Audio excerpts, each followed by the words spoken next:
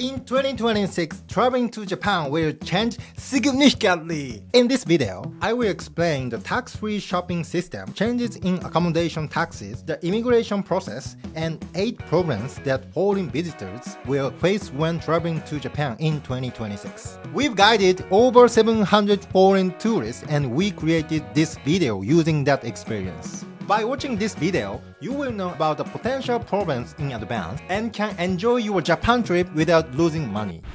First step, the new banknote issued in 2024. Actually, as of summer 2025, only a half of the beverage vending machines across the country accept the new bills. Bank ATMs and station ticket machines are fine, but with old vending machines and coin parking lots around town, if you insert new bills, they often just come back out. When withdrawing money from ATMs, try to keep the old banknotes. Old bills work more reliably in vending machines. Also, make sure you have cashless payment options ready, like transportation IC cards such as Suica or Passmo or credit cards. When using vending machines, check if there is a sticker saying new and old 1000 yen bills accepted. Machines with this sticker can accept new bills. Finally, it's reassuring to carry plenty of coins like 100 yen or 500 yen coins. Even if bills don't work, coins will work for sure.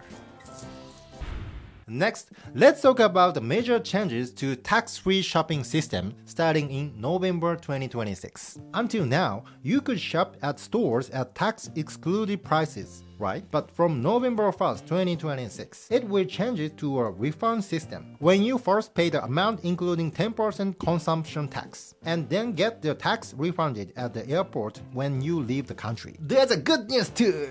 The 500,000 yen tax-free purchase limit for consumable will be abolished, and the troublesome special packaging won't be necessary anymore. The distinction between general goods and consumables will also disappear, so you can process tax-free procedures altogether. However, there are important points to know. First, the airport procedure will take time. During busy seasons, it could take 30 minutes to over an hour, so make sure to arrive with plenty of time before your flight. Also, if you register a refund destination in advance, on a site called J-Tax Refund, the process will be smoother. You can register your passport information and credit card information through QR codes provided at store. Absolutely don't throw away your purchase receipt. You will need them leaving the country. And importantly, from April 2025, you can no longer ship tax-free items by mail. Items you buy tax-free must be carried out by you in your hand luggage or checked baggage.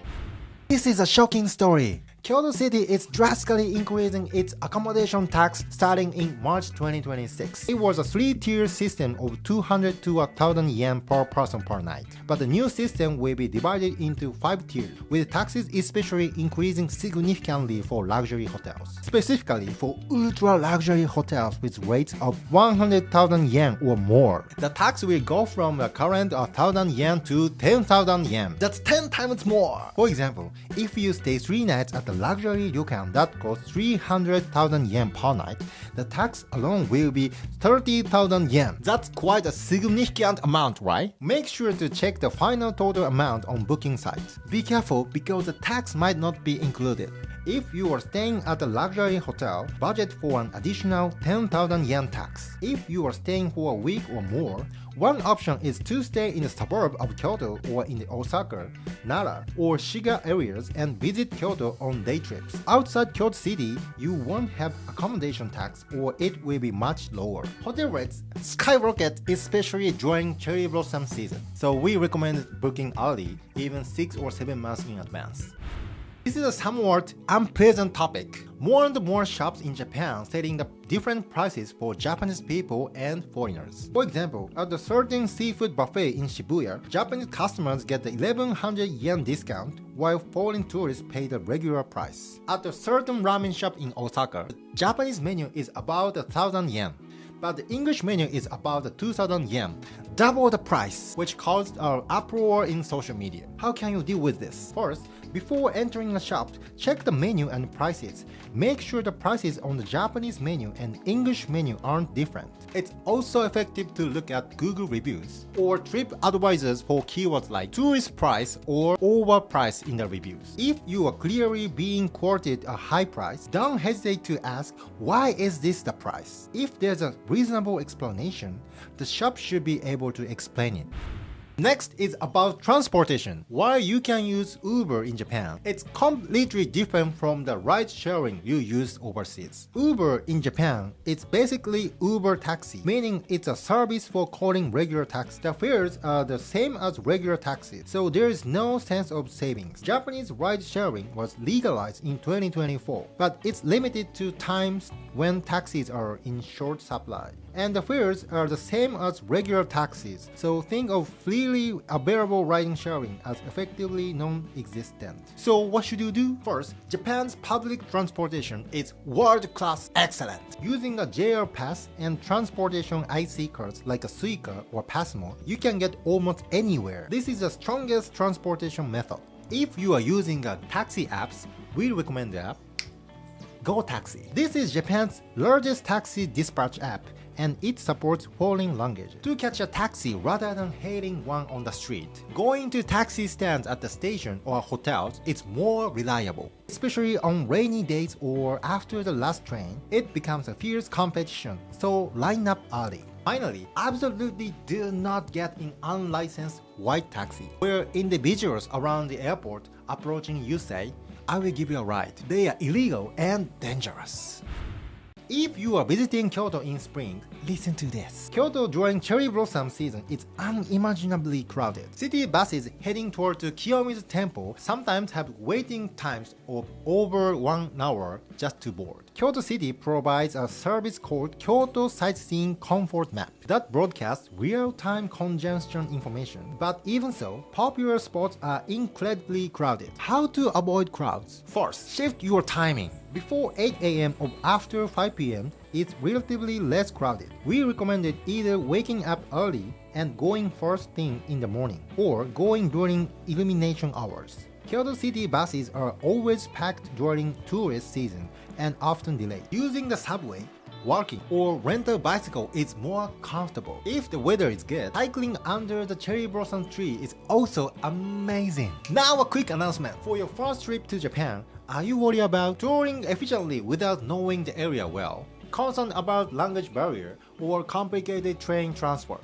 Or wanting to visit a popular spot but feeling overwhelmed by crowds? For people like you, we recommend Howzit Private Customized Tours. Centered in Tokyo, we offer private tours with dedicated guides tailored to your preferences. So let's enjoy Japan together! You can check the details through the link in the descriptions.